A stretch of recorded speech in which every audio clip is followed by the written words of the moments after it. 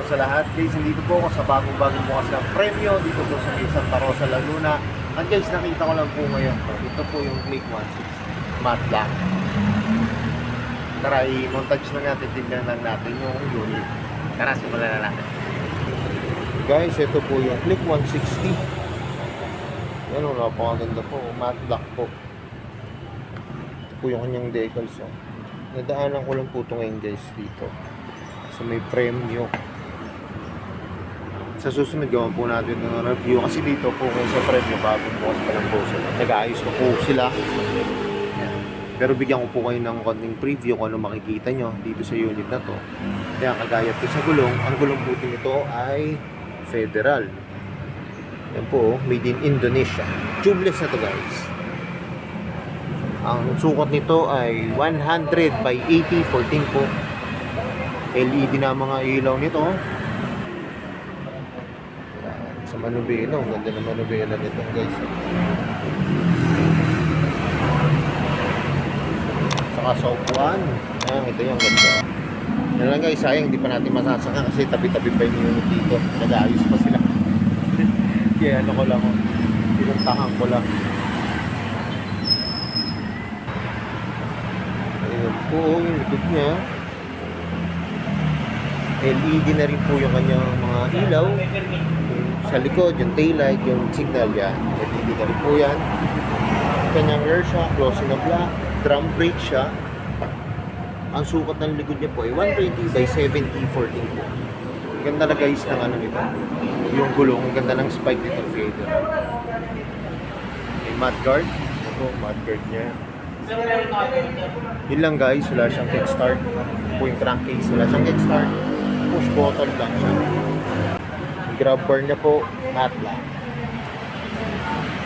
Sa manubela, yan po yung makikita nyo. Yan po yung mga function, high and low, busina, signal.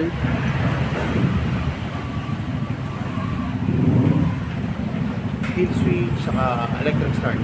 Digital gauge panel. Yan po yung kanyang packet. Yan. May USB port guys. Ito po yung kanyang pangit. Yan, may USB port sa loob. Saka di-remote na siya. Yan, hapusan natin yung buhan. O, yan guys yung makikita nyo.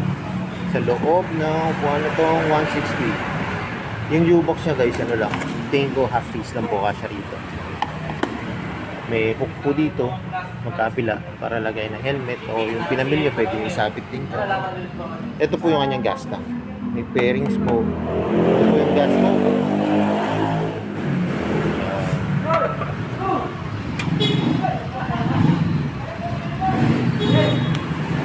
Saka may hook naman po siya. Ayan guys, so may hook siya rito para sa bitan. Guys, sa footboard niya, dito kung mapapansin nyo yung footboard dito, meron siyang kaparehas na footboard. Yung sa dati ko pong na-review. Ganyan na ganyan. Ang battery niya po, nandito po sa footboard niya. Dito sa footboard.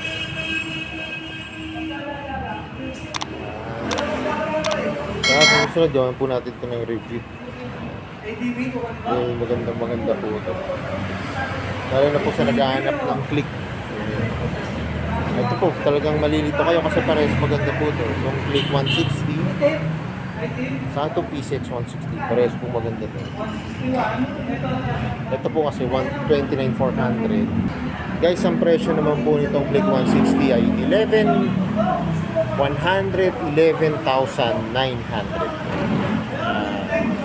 Ito 111, ito po 129. Pero parehas po itong maganda, parehas po ng CC. Ayan. Pero siyempre kung gusto nyong ano wala akong mapili, parehas po siya maganda. Para sa akin, parehas po maganda itong Click 160 saka itong PCX kayo na lang po mag-decide, pero para sa akin PCX 160. Hindi, kayo pong bahala kung ano pong ano niya. Parehas pong maganda. guys, hindi lang natin na video ng kasi nagkakabukas lang po dito kaya hindi po natin magalaw yung unit. Nag-aayos pa po sila. Pero sa mga susunod na araw, sa mga susunod nating vlog, pwede na po natin yung makakagawa rin tayo ng video dito na masasakyan po natin yung unit. So yun guys, hanggang dito na lang. Kung bago na po sa aking YouTube channel, subscribe na po at na notification bell para updated po sa aking mga videos. At salamat nga po pala dito sa may premium at nare-review ko po yung mga motor. Balik po ako dito guys. More says to come, kaya na lagi po sinasabi. Tingnan po lagi, ride safe always, and God bless po. Palagi share na rin po namin mga videos at lagi natin tatandaan, mahal tayo ng Diyos. Bye-bye!